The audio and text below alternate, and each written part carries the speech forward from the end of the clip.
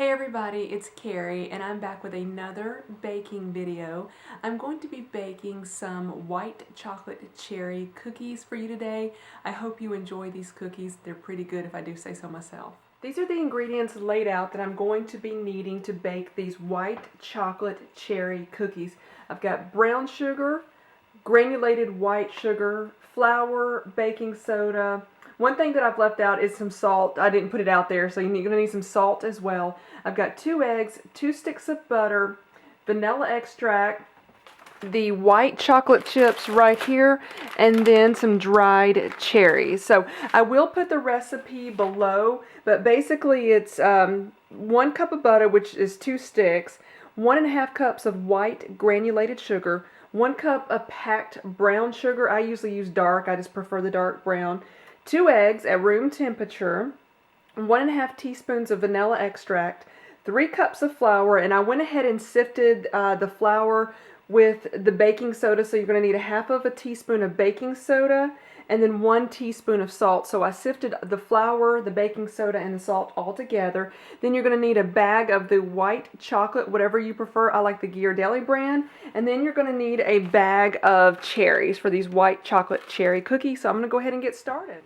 In this bowl right here, I've got 1.5 cups of the white granulated sugar and then 1 cup of the dark brown sugar. Then I'm going to go ahead and add the butter into it. So I'm just going to open up these packages. They need to be softened at room temperature before you start this, or you're going to have a problem. I'm going to mix these together first.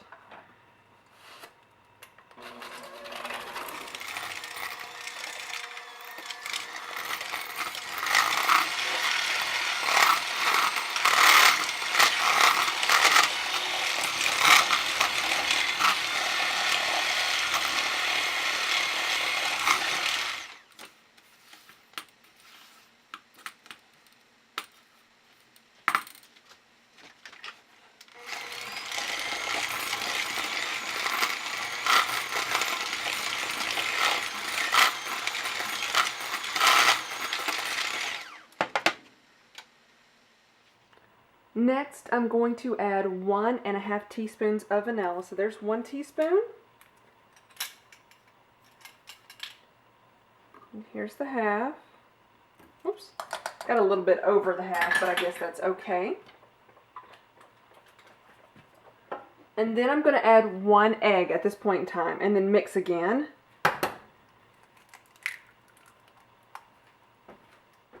I got a little bit of shell in that. I should have cracked the eggs in a different bowl before trying that, but I did get the shell out. I'm looking at there, and I'm looking at it inside, no other shell. So I'm going to mix this up again.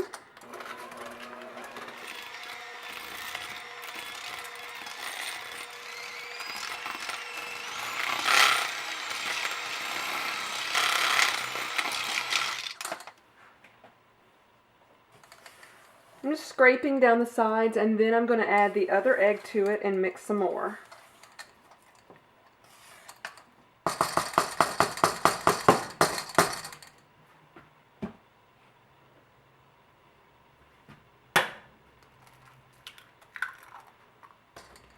I'm going to go ahead and mix this up now.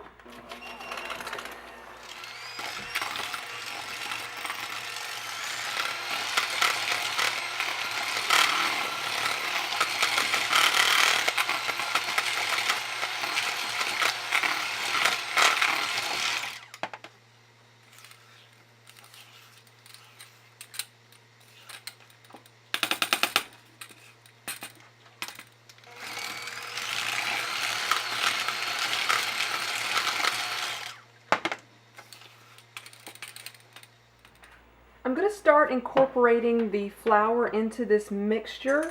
So I'm just going to add a little bit at a time, but remember the salt and baking soda have been sifted into the flour. So I'm just adding a little bit at a time, and I'm going to start mixing it. Then I'll just keep adding more and more until I've used the entire mixture.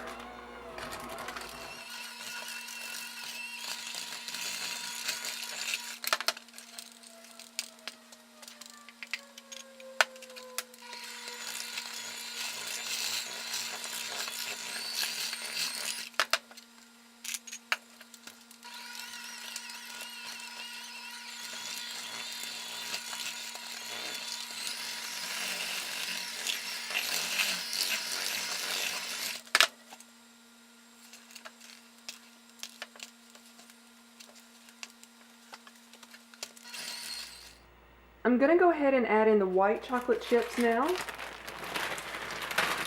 I'm just doing the whole bag. And then I'm going to go add the cherries in.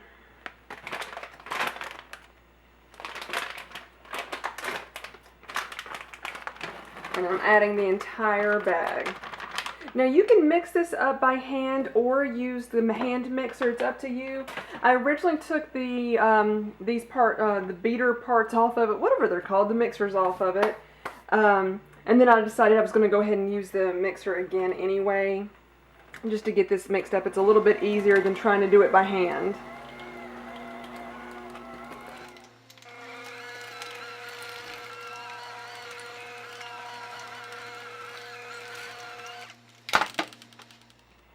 I'm ready to go ahead and start baking these. The oven has been preheated to 350 degrees, and this is just the utensil that I'm going to use to get the batter out. So roughly the cookies will all be the same size. So I just reach into the bowl right here, it's sitting over to the side, and scoop out some. My hands are clean. I just want to let you know they are clean. So I do roughly that. I kind of roll them up a little bit. This can be time consuming. I do not press them down at all. It's just my opinion, my preference, the way I like it, but I don't press them down, and I do like pretty big cookies. So this one ended up being a little bit bigger right here than the other one, but I just kind of spread them out as I think it's necessary, and so they won't kind of touch each other. But if you press them down, you will get a flatter cookie, so that's just whatever you want to do. It's your personal preference on your cookies. This is my personal preference. I kind of like just a big cookie. And I think I'm getting bigger as I'm going down the pan here, but that's okay.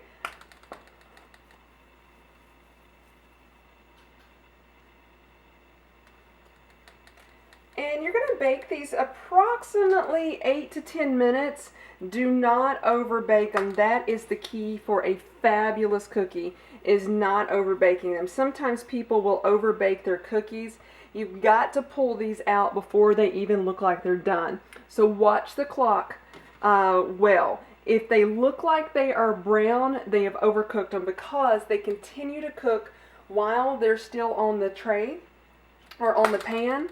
I think I'm going to stick one more right there, and then I'm going to go ahead and put these in the oven and just really watch the oven if you decide to cook these, because every oven is different. But pull these out before they even start looking done, is my opinion on that. And I will show you what they look like when I get them out. I just took them out of the oven, and I did let them go 11 minutes because of the fact that they were a bit thicker. If I'm using a smaller amount, I'm going to do less time, but these were a bit thicker, so I did let them go 11 minutes. They will continue to cook in the pan, and these cookies are so good. So just enjoy. Thank you so much for watching. I really appreciate it. Bye bye, guys.